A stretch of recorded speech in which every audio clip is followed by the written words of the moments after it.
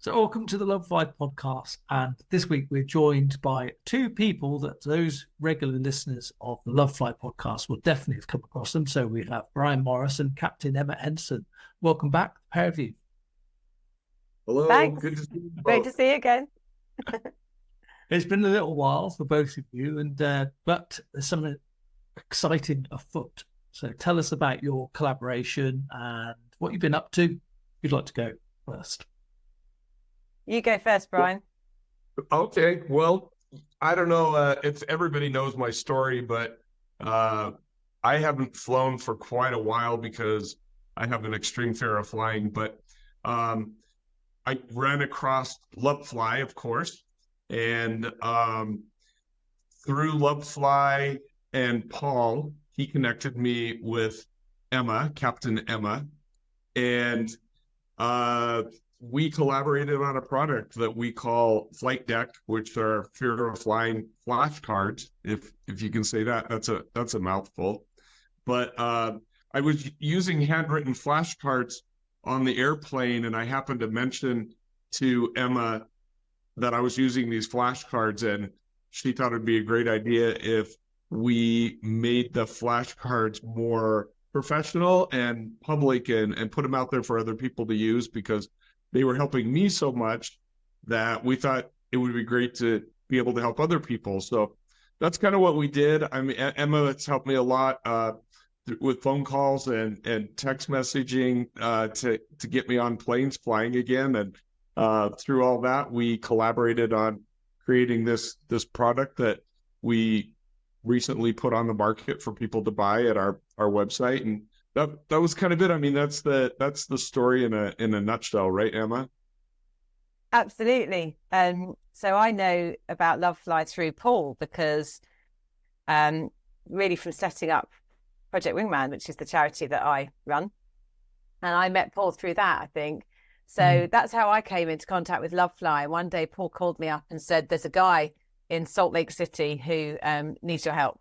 Will you speak to him? And I spoke to Brian for the first time, and we basically hit it off straight away, didn't we, Brian? And he managed to get himself onto this flight, which was amazing. And then we spoke a few other times when he needed a little bit of encouragement to just take the plunge and go for it, which he knew he could do, but he just needed to be reminded he could do. And we kind of struck up a friendship. And when Brian Brian told me about these flashcards that he used and said, well, I just have to remind myself all the time that, you know, things you've told me, things I've learned in Lovefly, things I know to be true about how safe flying is. And it was just a no-brainer that if they're useful for Brian and they are factual and they are helpful for, if they can get Brian on a plane, frankly, they can get anyone on a plane, because Brian really was very, very unwilling to fly on. He was totally up for it. And then some days he'd get to the airport and he'd go, no, I just can't do it. Yeah. And actually these flashcards have got Brian through flights so many times now. And it was so exciting when we talked about the idea of making them into something that would be accessible for other people. And Brian's done an amazing job. You know, I've really had quite minimal input. This is Brian's driven this, and he's designed them, and he's put so much work and effort into it. And I just think it's a fantastic way to help other people to overcome their fear. Love it. I mean, I think you're both going to out-modest each other here, because I know you've both been helping each other with this. So, Brian, just give us people, you know, like a snapshot of what your fear was like, because people dip into the episodes in weird orders sometimes. You know, there are some sequential listeners, but most people just kind of go. So just give us like the skinny on what your fear was like and how the flashcards actually came about. Yeah, so for me it was severe, and I could not even imagine ever getting on an airplane. I'd flown as a child, had a couple of, I guess, bumpy experiences that I felt like were sort of traumatic for me. And I just figured that I would avoid flying for the rest of my life. And I would try and convince people what family vacations, friends' weddings, things like that, that it would be a lot more fun if we all jumped in a car and we drove instead of flying it. And a lot of times, people would fall for it. They would be like, yeah, that'll be fun. We can stop at different places and we could do some fun things. And it was fun, but the reality is, driving for 3 days to go across the country to get to a wedding is probably not as fun as you would think it is. So this all came down for me when I had a friend that was getting married, and I'm ordained to be able to marry people in the United States. And so my friends asked me if I would officiate the wedding, and I said, great. And then they told me that it was going to be in Florida, which is clear across the country for me. And I said, great. And then I hung up the phone and I started sweating and trying to figure out how I was going to get on an airplane and fly to Florida. But that's when I started doing research and Googling, and I found Lovefly and the podcast and the Facebook group. And then I just with all of the research, figured, I was going to get on the plane and go, and you connected me with Emma. And let's rewind a bit, Brian. Let's don't diminish how much effort you put in, because Brian, this is what I remember about your story. I love the fact that you had 30 days until you had to go and do your the wedding thing. And yes, I've diminished it a little bit there, sorry. But you literally left it. You thought, right, this 30-day program, I'm going to do it literally to the day. Now. And I thought that was really impressive. Well, that's what I thought was so amazing, was when I clicked on your website and saw there was a 30-day program, and I was like, I have exactly 30 days to get on that airplane. I'm so glad it wasn't a 40-day program. But it actually worked for me to be able to go through that program and get that information. That was amazing. Yeah, you were great. I mean, you were very, very motivated, and also Brian helped me with some research that I was doing a couple of years ago. Kind of gave his time, and I haven't submitted it, but that was really, really helpful. So, and now Emma, another unsung hero who often pops up in the Lovefly group, answering questions all over the place, is a great background in aviation, has gone on to do loads and loads of things. So modesty is not permitted. Emma, tell us a little bit about your kind of background in case this is the first time people have stumbled upon you. Okay, so I started flying over 30 years ago because I joined the University Air Squadron. I went to university because I thought I was going to be a lawyer. I kind of wanted to fly, but I didn't know how to get into it. So I went off to study history at Leeds because I wanted to be a lawyer. And while I was there, I found out about this thing called University Air Squadron. So I signed up for that. It was the Royal Air Force, Volunteer Reserve. And I spent a couple of years flying around Yorkshire, met a guy, fell in love. All my plans got ruined. 30 years later, we're still married. And so basically I got married and stopped flying, and I didn't think I'd ever fly again. And then when I was 30, we went out to New Zealand to live for 3.5 years, and I came back as a fully qualified commercial pilot. So I instructed for 3 years after that when I got back. And then I just literally found myself in the right place at the right time to join EasyJet, which, if you're not in Europe, EasyJet is a big, it's the second largest low-cost budget airline in Europe, basically. So a bit like Air Southwest if you're listing the States, or JetBlue if you're listing Australia. So I started with EasyJet, which I had always wanted to fly for because I just thought they were great, and I still do. And so that was great. That was kind of my story. That was going to be the end of my story. I went to fly for EasyJet. I was going to be a captain. I became a captain, and that was I was going to spend the rest of my days flying around Europe as a captain. And then we all know what happened in 2020. The world changed, and I live 600 miles away from the base that I was operating from, because I live in the north of Scotland, and there is no EasyJet base that's easy for me to get to, basically. So I actually took voluntary redundancy in 2020. And part of the reason for that is because I set up a charity called Project Wingman, and we mobilized 6,500 crew across the UK to go in uniform into hospitals to provide wellbeing support for frontline NHS staff, so healthcare workers.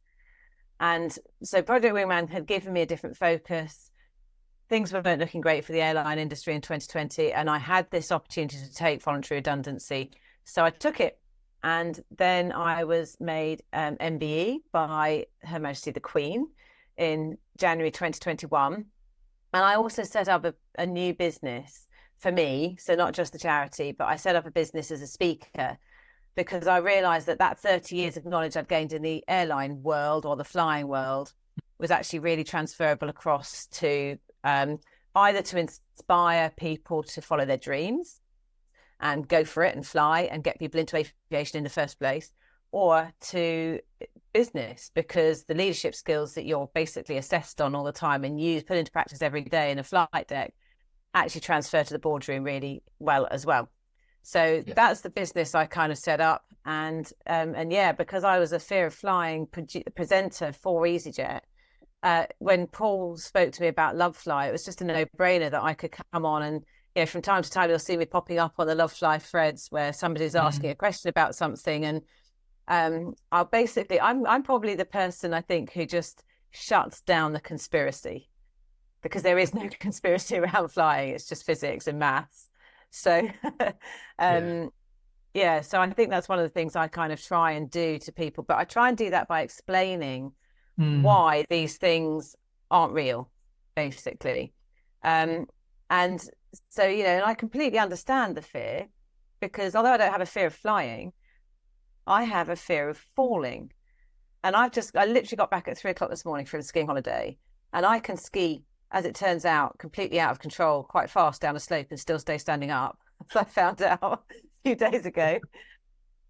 But I cannot get to the edge of a slope. If it's too steep, I cannot look at that slope and think, I'm going to safely get down that. So I completely understand the fear. It just, for me, it doesn't apply to flying. So that's where, you know, I come in and try and help with just the reality of what it's actually like for how aircraft work and why you don't need to worry about that. So that's where I try and add value. You definitely do that. Yeah, you've got a lovely way of explaining things, very pragmatic. But yes, I do get that sense of empathy that you understand it. I think having been a presenter on the EasyJet Fear of Flying course, that's probably, you've seen hundreds of people go through like that, no doubt. So you do get that idea. The other thing that Emma Absolutely. you also were on there was some documentary or something, was there, that you were? There was, yeah. In case people want to follow that, have a look at it. In 2019, I was asked if I would appear in a Fly on the Wall documentary, which is being made by ITV in the UK about EasyJet, and it was called EasyJet Inside the Cockpit. So if you really want to watch it, it was series 2. So series 1 wasn't great, and they wanted some grown-ups basically to come in and show the grown-up side of flying, show the human side of it, and the fact that, you know, we're all people with families, and if you watch the series, you'll learn hot tubs as well, that we want to get back to. And there were 3 episodes, and I ended up featuring quite heavily in episodes 1 and 2, and overnight became Captain Emma. And the hilarious thing about that is that it's still doing the rounds. This was made in 2019, so this thing's still doing the rounds 5 years later. And a few months ago, somebody told me I was trending on TikTok because somebody had been posting clips from the series. And I thought, you know what, I'm going to jump on that. And I made a TikTok account. A couple of people didn't believe it was really me until I did a video of myself. I went, hi, it's actually me, you know. And I thought, well, I can actually use that to talk to people about aviation. So talk to people about how you become a pilot, how you become an engineer, what jobs there are in aviation. Talk to people about allow people to ask me questions that I can then answer. So I try really hard to answer all the questions I'm asked. I miss some sometimes, and sometimes they're repeated. But it was ridiculous because I went from having 8 followers to, I think I've got just over 4,000 now, which is just nuts. But the part of the point of that is for people, so many people have reached out to me and said, I know who you are through Lovefly. I know who you are through Inside the Cockpit, or as I was explaining to the guys earlier, my daughter was out last night in London and she met a guy who flies for SAS. She said, "Oh, my mum's a pilot. She's called Emma Henderson." He went, "I've been following Emma Henderson on social media since I was 15, and she's the reason I'm a pilot." Oh, that is insane. So if I can use that 30 years of knowledge and experience to encourage people, inspire them to either encourage them to get on a plane, like with Brian, where I've literally almost been with him on every flight, or to just get into aviation in the first place, because it's an industry that needs more people. Otherwise, it won't exist. So tell us the TikTok name so people can follow the real Emma Henderson. If you search for Captain Emma on TikTok, I'm just looking it up now. Very embarrassing that I don't know that my own TikTok handle. That's how much I'm not a pro. I am at captain.emma61 if you want to find me. Okay. And so that's where I am. And you can also find me on LinkedIn and all sorts of places. If you look up Captain Emma EasyJet, you will find a way to contact me. Okay, that's great. All right, so let's get back to your product then. I missed it earlier, but I think you said they're called Flight Deck. Yeah. That's clever. That is very clever, isn't it? Yeah, it's very clever. It's a deck of cards, and so we thought, a deck of cards and the flight deck that the pilots work in, it sort of just worked together. Brilliant. When Brian came up with the name. Brian takes full credit for that. And when he said the name, I just thought, oh my goodness, this is absolutely brilliant. Yeah. Because, it's a deck of cards you can take on a flight, but, the flight deck is where all the magic happens. And I just thought, we have to do this. Yeah. So we did. No, it's brilliant. It's really, really, it's one of those things that somebody else can be kicking themselves like us and going, because we've been kicking around this idea for flipping ages and done nothing with it because we just kind of go, oh, what should we do? You two have gone and done it in no time and also smashed the name. It's brilliant. I mean, so I thought the best thing we can do is really support, say, like, tell us about it. So tell us how many cards there are. I mean, is it like 52? We take like a deck of cards? So it is pretty much like a deck of poker cards or game playing cards. So, but there's 56 cards in the deck because I realized that we needed to have some bio cards so you could read a little bit of the story about Emma and how amazing she is. And so the cards talk about each of us a little bit, how to use the cards, and then you kind of get into the cards a little bit. And as you flip through the cards, it talks you through the different things that are going on the aircraft, and it also helps you to remind you that what's going on is normal and that everything is safe. One thing that I found was when I'm nervous and have anxiety, I can't always think correctly or remember things. Sure. And so to have the cards in my hands while I'm on the plane and to remind myself what I'm hearing or feeling, that it's normal, then I feel much better and I feel more confident and I understand that, what I'm doing is safe.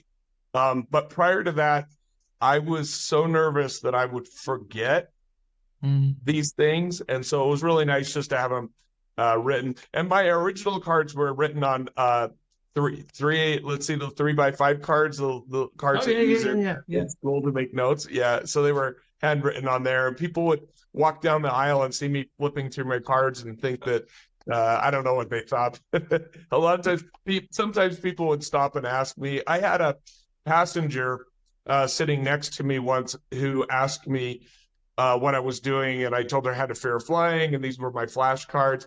And she said, I have a fear of flying too. So while I was looking at the cards, after reading it, I would pass the card over to her. And so we were rotating the cards around through the flight. But she said it worked for her and it was great. Yeah. So it was really nice to get that feedback.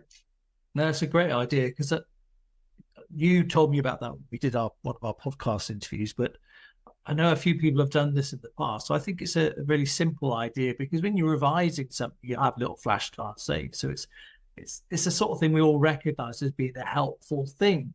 So I think Right. you're onto something. So tell us a little bit about give us some examples, or have you got anything that we can look at?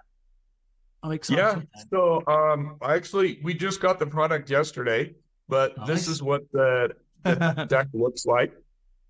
And my idea was to make it small enough to fit in your hand, to throw in a bag or a purse. And so, poker cards were, obviously that size. And so we went with that. But this is a little bio that's on the back that just kind of talks about what's in the deck. And I can open it up for you if you would like. Pick one at random, Brian. Read it out. Okay, are you ready? Split the deck. All right. Here's this one here. This one says there may be turbulence. Let's see. There may be possible turbulence. Turbulence is not dangerous unless you don't have your seatbelt on. Turbulence will not damage the airplane. And this was great for me because every time there was turbulence, I would think maybe one of the wings was going to pop off or something like that. So it was just really nice to be able to have the reassurance that, things that I've learned from you, Paul and Emma, just about that, turbulence is uncomfortable, but it's not going to break the plane. And, if I have my seatbelt on, I'm not going to fly out of the seat and hit the ceiling or whatever if there's some really bad turbulence, which, by the way, I've never had. Yeah. It's really interesting. Any turbulence that I've ever experienced was just a little bit of bobbling back and forth. But when you're nervous about flying, that seems a lot bigger than it really is. So, yeah. That's great. Let's have another one then. Come on. Okay. Obviously, Are you don't ready? do them all the way because otherwise people won't buy them. Right. Okay. Well, here's another one. This is card number 4, and it says the air conditioning will turn off, then turn back on. This is normal. And I remember my first flight when this happened, I thought something was wrong with the plane. If the air conditioning keeps cutting out and the power keeps blinking, then there's got to be something really wrong with this plane and I need to get off. And I did get off the plane. I got up and I got off the plane, and I had a flight attendant following me down the jetway, trying to figure out what was going on. And I just said, I'm having a panic attack and I got to get off the plane. But it was mostly because I felt like the mechanic, something was wrong with the plane. If things kept cutting out, something's got to be wrong. But it was nice then to be able to have these cards that told me that's normal. It happens every time. It's not a big deal. But I think all of us think, if you're driving down the road and your air conditioner keeps turning off and on, there must be something wrong with it. And it might be time to get the car looked at, right? Yeah. Well, Whereas my perspective on that, if I can just cut in there, my perspective on that is if stuff's cutting out, I'm going, great, it's working, because the power glitch is when you're switching the power over from ground to the engines or ground to the APU. So from my point of view, sitting in the flight deck, when that's happening, I'm going, great, that's worked as it should. So the perspective is completely different. Yeah. And that's really interesting to hear that from you, because I think most of us, especially people that have a fear of flying, we would not look at it that way at all. No, exactly. And that's where Brian and I have done a lot of talking about. Yeah, Brian will say something and I'll say, right, this is why that's not a truth. This is why that's just something that is built up, and you need to just have the facts and work with the facts, and then the myths that make the fear go away. Yes. Or maybe not go away, but you can squash them down enough to stay on the flight to get to where you want to go. Yeah, and I think that was part of the problem for me is there really isn't an owner's manual or instructions on what a flight is going to be like. And I think that's what these cards provide is, and this is especially important or good for people who are first-time flyers, because I think my fear began from my first flight, not understanding what was going to happen, not knowing exactly what to expect. And by having these cards, I think it walks you through everything. It's almost like the owner's manual, or here's what's going to happen. And now that I understand, and now that I've used these cards and I can flip through them, I realize now these are the things that are going to happen. These are the things that are normal, and it's not that big of a deal. That's really good. I mean, we don't do how to be a passenger training courses. And I used to train customer service for the cabin crew and say to them, passengers don't know what you know. They don't read every single part of the ticket. They just don't know this stuff, so you can't assume people will know it, even though they get asked the same question 50 million times. And so I think that's a very good point. So you've kind of gone to 50-ish there by the sound of it, 56. Yeah, it's 56 cards. So will there be a flight deck too? Yeah, so there's other projects in the works. We've got some interactive stuff that we'll be doing through the internet that people will be able to access. There's going to be a children's version that'll be my first flight. That'll be really exciting, I think, for parents, and especially for, like I said before, had I been able to have something as a kid on my first flight to understand what was actually going to happen, I think I might not be where I'm at today as far as my fear of flying, just because I didn't understand what was about to happen. I was just really excited to fly through the air, but I didn't realize that there was going to be turbulence or other sounds in the plane that I didn't understand. So it's just really nice to have that explanation. I'd like to cut in there and say something about that. So the for any parents listening, you don't need to understand everything. You just need certainty, because at that moment when a child thinks, what the hell's that? You can't have a wobble. You've got to be like, it's fine. Yeah. Because we seek, then we read into the cues around us. We do get asked for, what can we do for children? We don't, and I used to run children's courses, but I always felt a bit like I wasn't quite as comfortable doing it. It wasn't my area of expertise. So there's definitely a gap in terms of, first flight, something for parents that they could use with their children. I was trying to think of I can't remember the name now. I'll try and look. It'll come back to me at some point.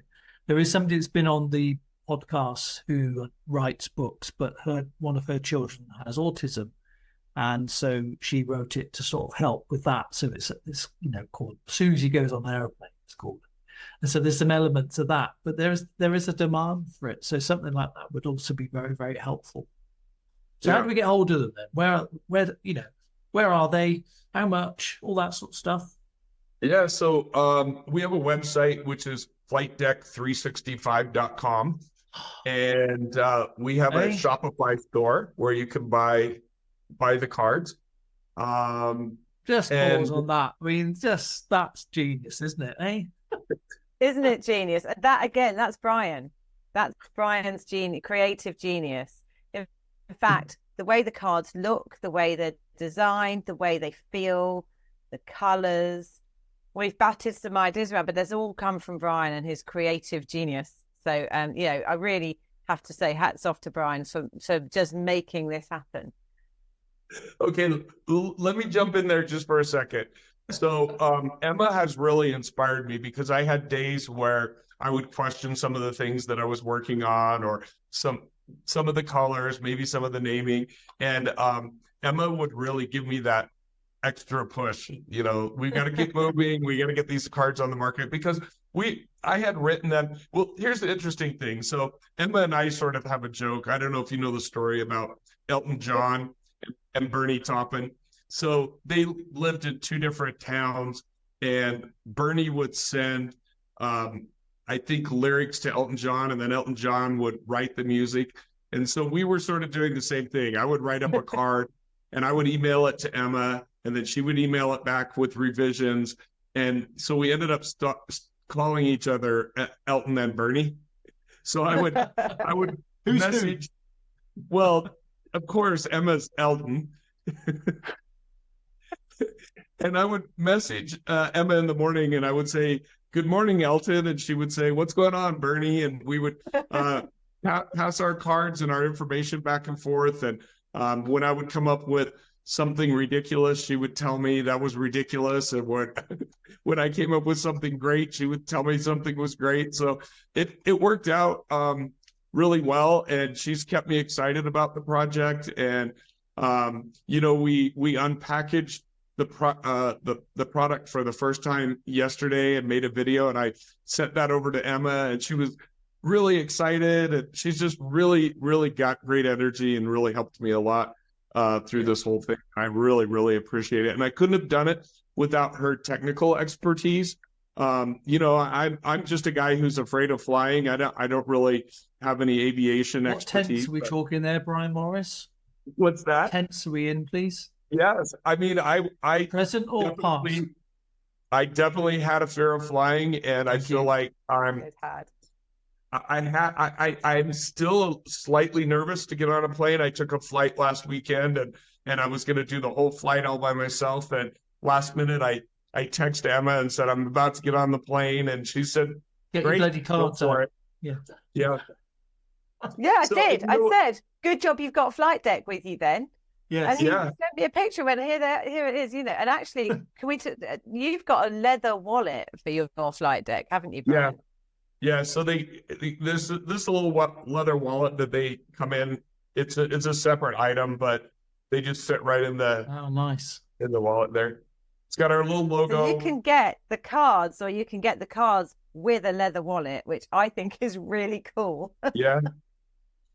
Yeah, and we actually have a bamboo box that they come in if you want to go that route.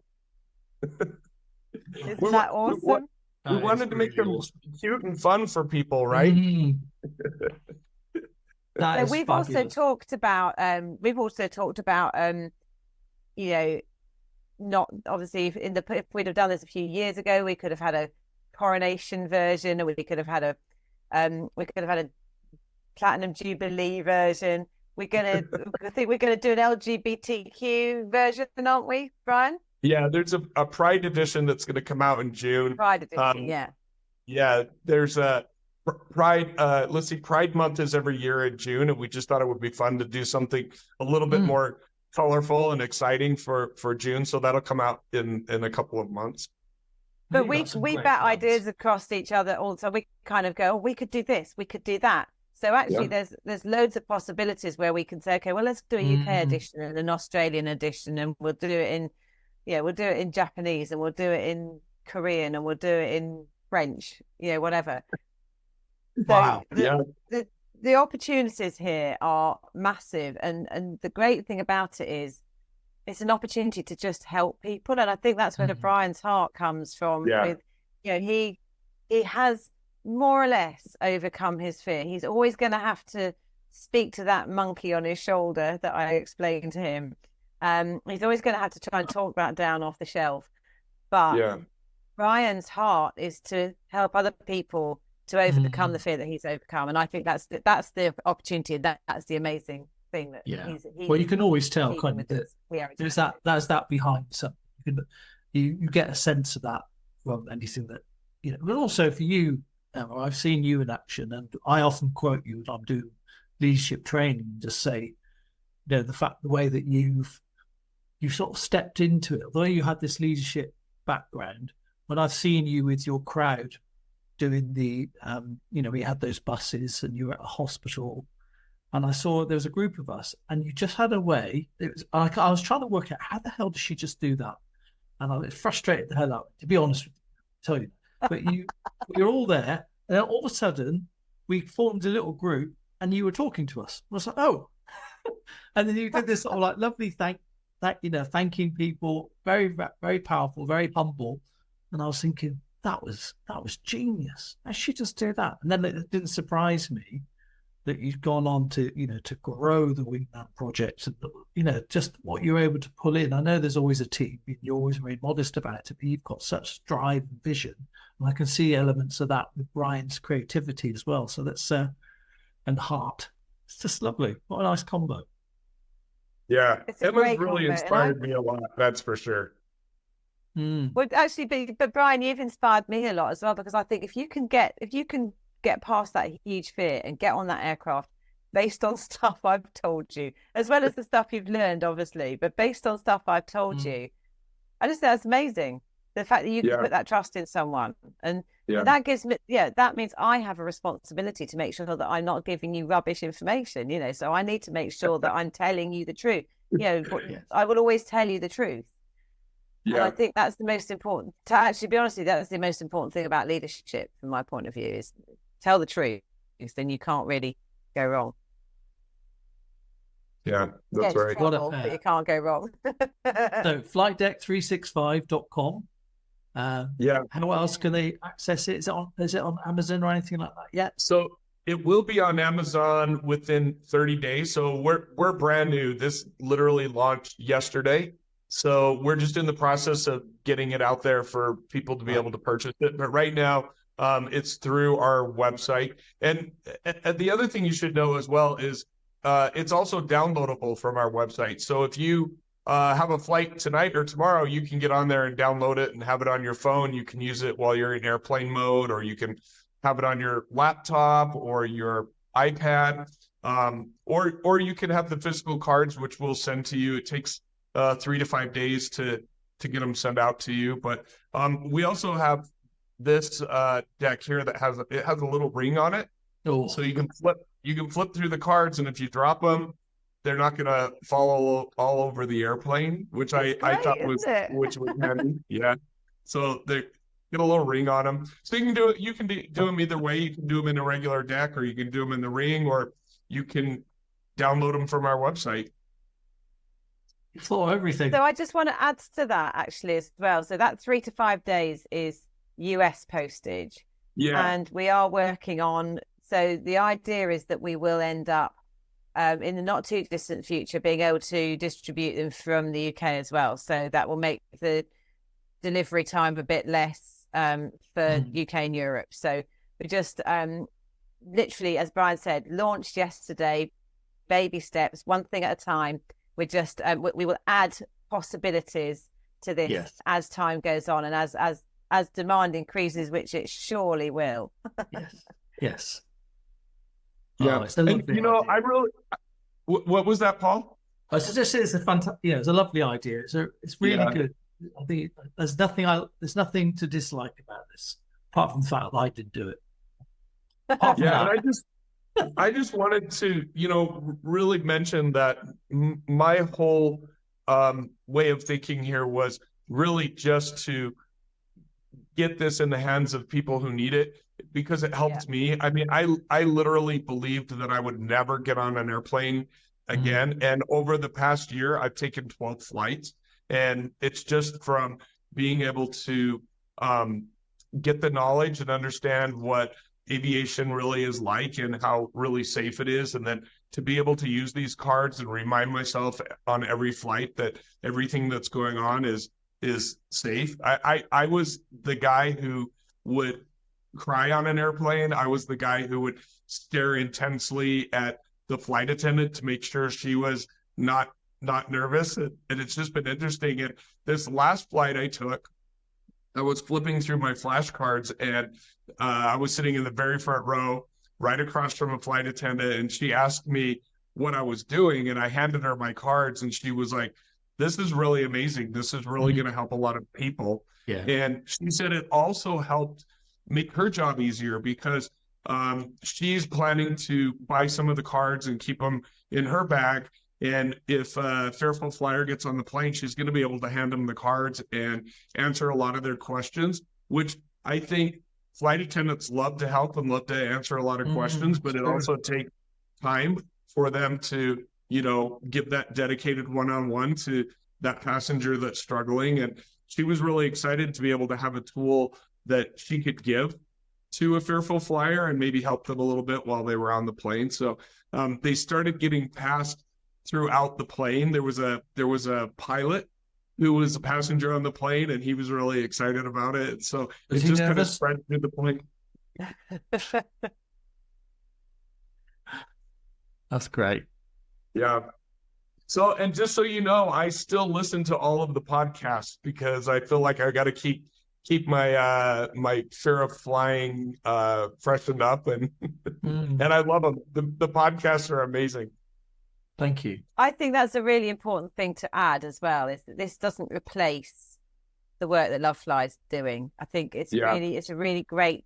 This is literally taking the stuff you learn at Lovefly, taking it with you on the plane in front and having it in front of you to look at, so that you can just remind yourself of all the great stuff you've got from the Lovefly team, you know, because we are essentially part of Team Lovefly, really, aren't we? So, you know, we want to support that as much as we possibly can as well. And it's literally just about another way to do what you're doing at Lovefly.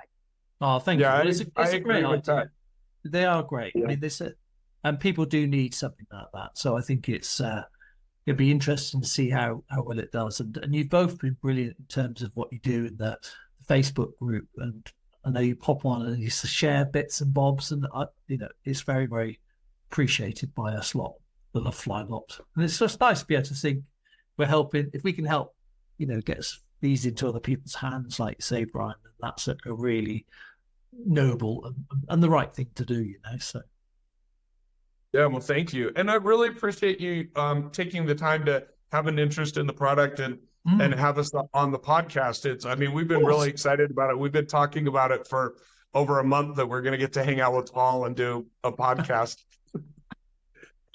Well, I hope it lived up to it, because I've been looking forward to seeing the both of you together. I think it's such a great little collaboration. To think how it started, and you've reached out and said, "Is there a pilot I can talk to one-to-one?" And now this has formed a great friendship and now business relationship.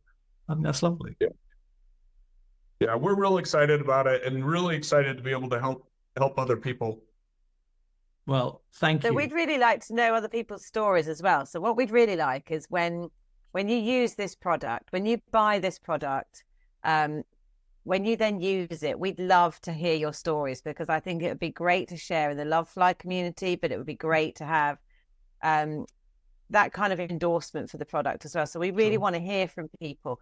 When you buy Flight See Deck, that? Not the if went to when. Do you see that? when you buy Flight Deck, we want you to use it and tell us how it made you feel. Give us feedback. Tell us, is there something in there that you didn't need, or is there something in there that you could have done with? Is there something, you know, tell us your suggestions. Send us your photos from the places you've gone because you've used Flight Deck to get you on the flight in the first place. We want to see those photos of you at the Madonna concert, or in, I don't know, in Rio, or on holiday in the Maldives. We want to see those photos because we want to know that it works, but we also want to know how amazing you are because you've chosen to overcome your fear in the first place and go do that thing you want to do. Hey, that was gold, wasn't it? Yeah. We're really excited about that too. We love to see photos of people using the product. And so make it really easy then. Remind us again the website, also how they contact you if they want to send feedback. Yeah, so our website is flightdeck365.com, because we're going to help you 365 days out of the year. We got it. We're ahead of you. It's all right. And then you'll just click on the shop button. It'll take you right to our shop where you can see the products and purchase them. And then you can email Emma at flightdeck365.com or Brian at flightdeck365.com. Or we just have a basic email address, which is hi@flightdeck365.com. And that's where you can send all your suggestions or your photos or your stories or your videos. And we're just dying to see people using the product. We're really, really excited about it. Nice. Very nice. Well, we really are. I've been giggling about this since Brian told me, basically sent it to print, to be honest with you. But when he emailed me this video yesterday, I was flying back from Verona. So we've been skiing in Italy. So I was on the flight back from Verona. I watched this. I was like, this is absolutely brilliant, because it hasn't been that long, has it, Brian? It's not like this has taken us years to talk about and do. Brian said, let's do, this is my idea. Let's do it. And I said, yeah, let's do it. Let's get on with it. And he has. Yeah. And it's absolutely great to see the actual product in your hands. And the fact that you used it recently as well is so cool. Yeah. Yeah, I'm real excited about it. And I think that was sort of the thing that held me back a little bit was I didn't have a pilot or a captain to help me with all the technical stuff, but I was still using my cards and they were helping me. But when Emma agreed to help me with it and look at all of the cards, I would send them back in individual cards back and forth to Emma, and she would make notes or comments and send them back to me. So we got them down right, and we got all the language and the wording, and I hope there aren't any misspellings. I don't know. We went over the spelling a lot. Well, you can always do batch 2 can always be perfect. You know, I mean, the thing is, you're going to get Brian and Emma in your pocket. That's what you get. You know, so don't care if there's some typos in there. Keep it to yourself. We're not interested. Yeah. I was going to say that actually. You know, the best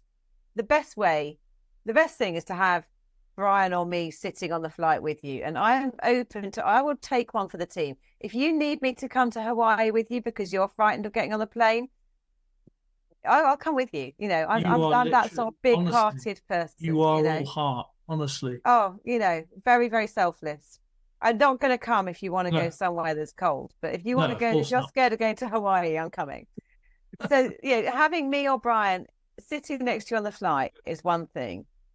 Next best thing is having Flight Deck 365 or Flight Deck in your pocket, which you can get at flightdeck365.com.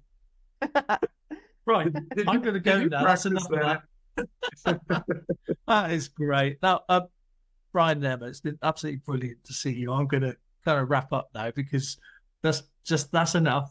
That's a lovely message, and if people don't buy this, they're idiots, because this is just a great little product, and to see you two behind it, it's just fabulous, and we'll do all we can to help sort of jolly the sales along. But yeah, I think it's a lovely idea. Thank you. And thank you so much for your time. Thanks. Good to see you again, Paul. And you.